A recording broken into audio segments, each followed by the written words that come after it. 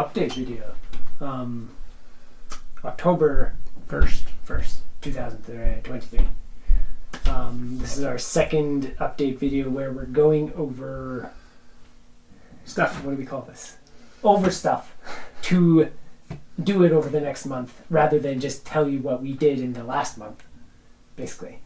So this month, or last month, when we did this, we decided on a chunk of the story that Anthony thought was interesting that I had written in one book. And then I revised and effectively just rewrote the whole thing because it was just like I hadn't looked at it in a couple of years. And there were chunks of it that were in note form of telling me to refer to other notes and other pages and documents and things that I had. So I ended up rewriting most of it. And then as well, I had 3 other stories that I kind of lined up with it that could have similar equivalent scenes, almost like if there's an action scene, these kind of have an action scene around the same time or something like that. And I ended up working on those as well. So those 3 are in a state where I can now write them the way this one's written, but I don't have the rest of those whole books written, so I don't want to write those scenes yet because obviously the rest of the book doesn't exist yet. But I've like outlined a bunch of stuff and written chunks of scenes. And then this one ended up writing the whole thing, so now it's done. So that's a chunk of the story done.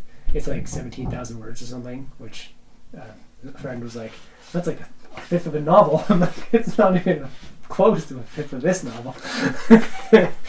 But so yeah, now we're going to decide what to do. So that was all September. So now we're going to decide what to do in October and pick the new scene that I end up working on in October. And yeah, where do we go from here, basically? Yeah. So that's to be read. Yeah. There were a few notes that I thought. Let's see, I can't remember what some of them were. One is I didn't in this rewrite. There were only a couple times where things like fire, water, earth, or air were mentioned, and I actually removed those so I can like add them in later or figure out like just how these qualities work. Because sometimes, so that might be a thing to note in is when FUD is tuning to something, like to pull. For example, there's one part where she wants to find a gullin, which she calls an animal in the wild that she can track and like kind of bond with, or that she can like follow all the time. Like, what is the quality of like the element that she's using to like connect with this creature, and like the different creatures that are around, like what qualities they would have. It would be kind of cool to splice on an element to it. So there's like a little battle with a beetle or something, and it's just like what these like barriers are thrown around that don't have an element to them because I removed that. But it'd be kind of cool to add those back in, so when you're reading that, if it's like, you know, FUD is frustrated at one point about how she wants to challenge Avon but isn't good enough or something, like, is there to add those elements to it gives it a bit more of that kind of specificity and flavor of like, you know, she doesn't feel grounded or something, or is like, you know, this burning eagerness to challenge her or something like that, like adding the almost like the, you know, I don't mince my words and he's out to lunch, adding that in with the elemental side, because that's not in there right now. It was only in there a bit, and upon rewriting I just removed all of it because it was just trying to get the scene done before I went back and did that. It's in a bunch of other scenes in the book, and it's probably not very consistent because I wrote the book in like not in proper order, so there'd be things like, you know, her Verdandi feeling like she needs to, or is confused about like what she needs to be responsible for when trying to take care of Ilva or something, and like having one quality, but then later in the book she might be thinking about it again and have a different quality. I'm like, I don't know what I'm doing. So it's like kind of the thing to just note through and deal with later. That's kind of one of the main things for that. And then the basic stuff of parts that can be cut and parts that definitely need to stay. Like the coolest stuff that's like, I like this line, or this scene was awesome, definitely don't change or remove it. That type of stuff. And then the parts where it's like, this is confusing or not that interesting, or I don't know what's even going, like what you're going for here, or something like that. The type of stuff where we can sit down and look at it and be like, what is the point of this? And is it just because it's unclear, or is it just not nearly as cool as the stuff going on around it, so it should be taken out, or can it be like concise into a single sentence so it's not like 2 paragraphs, that type of stuff. So, I do have those other scenes or similar scenes done of the other 3. So the Anatomy of a Carved Bubble, mock-up couple run into an urn, and stellar aptitude pending stellar wizard academy. So those 3 have like chunks like this long written in all across the 5 chapters, and then like a bunch of notes of like the rest of it. But obviously the rest of the whole book is in there, so I don't exactly know what's supposed to go there. So that happened in September, as well as reorganizing and resorting everything. In my desktop, it's so clean right now. It's gorgeous. So we can either choose another scene that I'll end up doing in October and do the same thing, and I'm hoping it would be faster. This was actually a good one to start with because I needed to like sort all this stuff, so I actually had to go back through and look at all those February pages and stuff, and that helped. And it just took a long time. So hopefully some of these other ones are a little more written. One thing of note is the totally unrelated to this specifically in a way, but I don't care about the novel length at all at this point, because I know that things could be cut down if like I wanted to make a 150,000 word version of it. It'd be really easy to just take out the certain parts and certain chapters or whatever and do that. So the length doesn't even matter. And I don't even know, like an ebook or something, like people prefer them when they're ridiculously long, like The Way of Kings, and it's like 500,000 word pages and something like that, like this type of stuff. And there's so much in a single world. Like this is a standalone, the only thing that's in Ragnarok's in the current, or World 9, so it's like the more it covers and the more crazy stuff that's there, the better. So length. If each of these sections end up being 20,000 words, and there's 41 sections, I think, the way I've sectioned this out, which that'd be freaking huge. I think it's 640,000 words, which is like double the entirety of The Lord of the Rings, which is fine. One thing that would be kind of cool, that I think I'm just going to do it for kind of organizational sake, is I have this divided into like 41 sections right now. It'd be kind of cool to narrow it down to 30 sections, and then every one of the 30 worlds has 30 sections in it, and they could almost be released as like little slices here, like little arcs, because this is like an arc basically. Like Flood goes to the jungle, and then at the end of it, she's leaving the jungle. Like it's an arc, and like all these being slightly different lengths all the time, but 30 arcs in a story that are different amounts of chapters. It's like, it's really kind of a cool organizational fun feature. And then it'd be really easy as well to go through and be like, okay, I want to make a short version. Cut things out. So,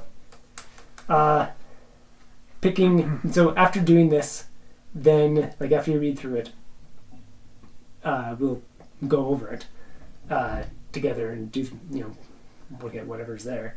But also we can start to look at those other 3 books that I like laid out the sections to it, and then we can discuss the things like what would be cool to make sure are in each, or like what are how to bring out more of that world's funkiness, or what are the cool things that seem to be happening with that world and stuff like that, the other stuff that is in there. And by the end of the month, hopefully I'll have that same thing where a full arc is now laid out of those other 3, the same way this one is. So there'll be even more stuff that makes more sense of whatever's going on. For picking a new scene, a new arc to work on for this month, we could pick like any that we just go through this outline again, and then whichever one you think is cool, or like we might come across one that's like, that was another one that seemed interesting. Or we can just look at all the ones where like this was Fudd in the jungle meeting Hannibal and Fivyach. Right, all the ones that are similar sort of. Yeah. Like, do we want to just like if we look at all the big action scenes where she's in the jungle or anything like that, then it's kind of like setting the tone for what those scenes are like, and then going back into the slice of life stuff, because there are a lot of slice of life chunks or something like on Silver Crab or something. Then it's like, we know what to foreshadow from here to there, or from there to here, things like that. Yeah. It might be interesting to do one that's similar. Yeah. It also, another thing about the jungle scenes is to, they will be similar, but also to make sure that each of the jungle scenes has that different feel as well. Because we want throughout the book, like, to cover enough of World 9 that we see all of it, and to make sure that the next jungle scene has such a different vibe and like atmosphere and everything. Like, this one's kind of misty and stuff. If we go into another jungle section that's like rapid waterfalls or something, then it's like we're getting all the angles. So picking another thing like that could be good. So on that note, I suppose anything where she's in the wilderness. Sorry.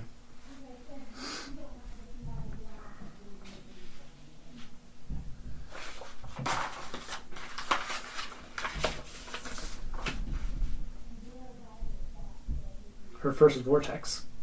So this is the first time she goes into the jungle, following where Erlov went, the very first time that she saw Erlov. She sneaks into the jungle. She's solo, so she doesn't take Ruckus with her. And then she meets scouts the first time. And then goes and does a vortex. So this is like where she's doing the first pillar reality stuff. Whatever.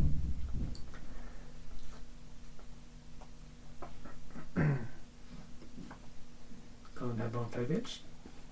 That one's done. So that one's it's 2 arcs before the Hamon one. So 2 arcs before this. So the only things that happen, there's the thing where she does the first vortex, and then she gets new clothes. There's a bunch of stuff that happens in these markets. She finds out from the sisters that they went to like some scout meetings and stuff like that. She got booted out of the jungle after going in there too much. And then she goes to the garden and learns some stamping stuff. They're harassing Erlov. Erlov demonstrates some crazy stuff, and then they chase her when she's turning into a fireball. And then Hamon happens.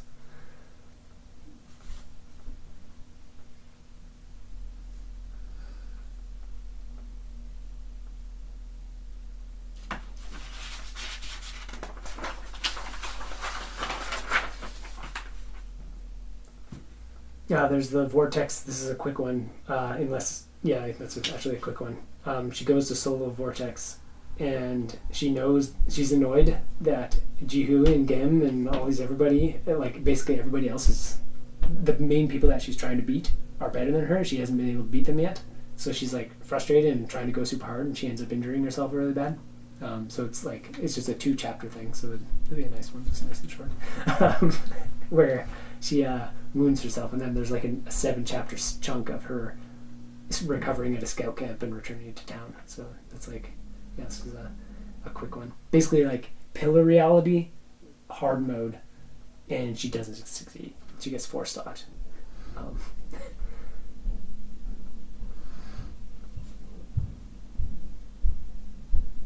Another short one.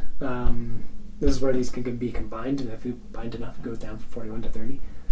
She, after a bunch of chats with like Gem and Raimi and stuff, she climbs into the jungle, and she basically pulls home. She like pulls on the qualities of like her family and stuff to like contact them for the first time since she's been to Current Canyon, and joins up with Ruckus, and they're gonna go have a casual. This is gonna be like kind of fun, casual exploring of the jungle. So like one chapter of her calling home and like how that works, meeting up with Ruckus, and then one that's just going to be like exploring a new fun part of the jungle that isn't too intense, and just sort of like reflecting on the fact that the last time she was here she destroyed herself and other things that happened. That one might be interesting. This one I guess counts as jungle. The first time she actually meets Raimi, is it? No, this is so she met Raimi just before she called home and stuff, and then this one she goes to these rapids with Raimi and Gem, and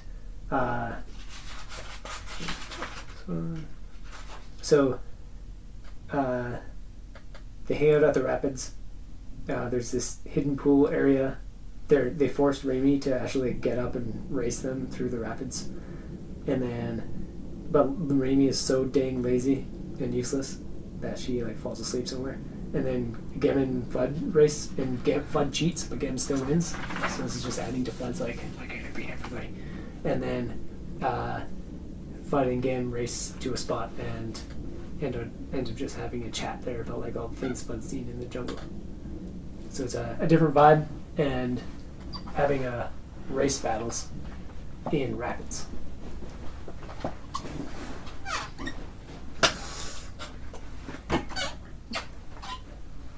There's a couple with the sisters because I broke these up into chunks, but there's float pad nostalgia. So this is the second time the first time since the very beginning of the story that Fudd and the sisters are on a floating platform, kind of going across the ocean again, and they're going to go look for a team vortex to do, basically looking for a pillar reality thingy to do as a group.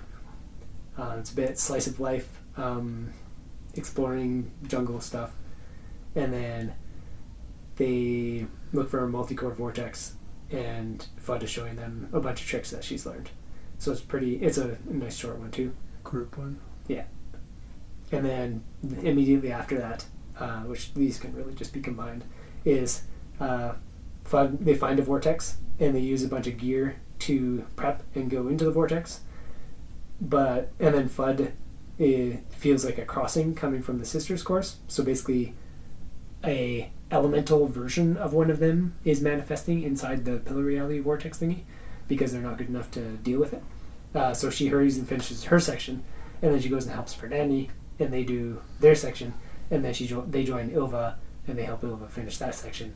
And by the end of it, Fudd has just like crushed the whole place and destroyed it all, and that everything. And this is like ends with Fernandi basically saying like, "This is why people are afraid of you," and Fudd like, "I didn't know people were, but that's great." So yeah, that could maybe be combined with the slice of life one, though that would be 6 chapters and kind of big, so maybe not at a later time maybe.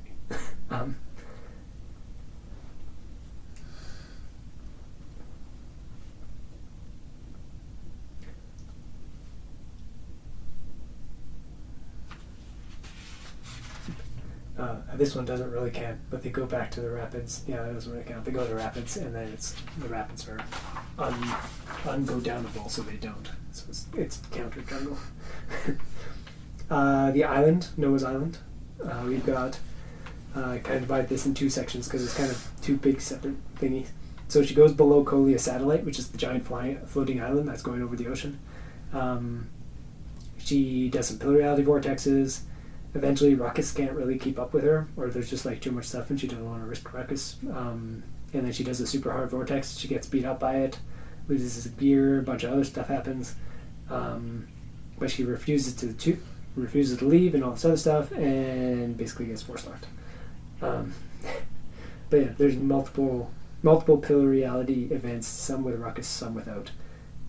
This is the part I think at some point she sees like Yeffy and Saren from Lantern Valley like floating in the air or something. Just stuff that's like Yeah. nobody's going to know what it means except us. And then the second part of it is she wakes up with Ruckus, and she doesn't know how Ruckus got there. It's subtly hinted at that maybe Noah had something to do with it. She wakes on the island. They go around down the island on beaches. This is some of the art we had in the original Treasure Tales where she's like throwing a stone like over the water, like that type of stuff. And then there's one more vortex, and Fudd is like, "This couldn't be easy, I got this," and she goes and does it. And then they cross the ocean on a pad through kind of like snowy ember stuff. I don't know if this still counts as ocean, but the next scene is her on the island with Noah or Noah's house, and then exploring the planets and sitting on a rock. And then the other stuff after it is Fevietch appears on a storm, and then they go underwater, and then they see an elemental. Those aren't really jungle, but no, it's still out there. Well, I think the crossing one, or the one where she's calling home, Okay. seem Cool.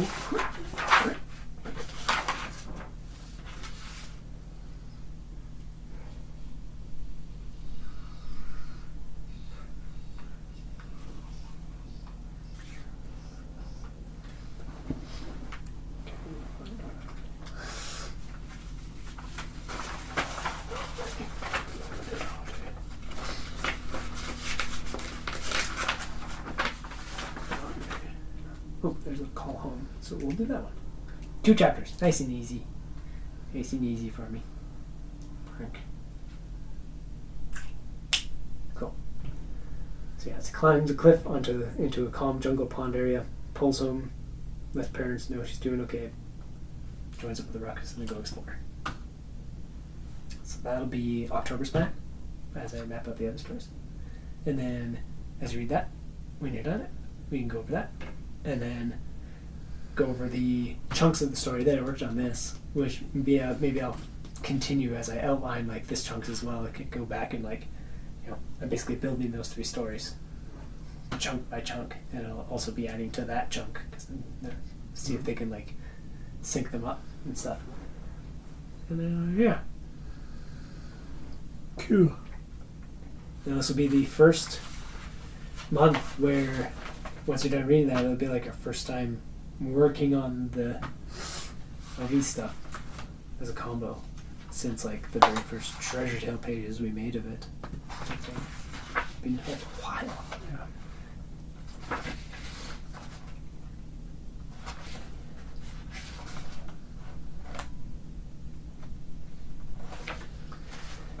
Yeah.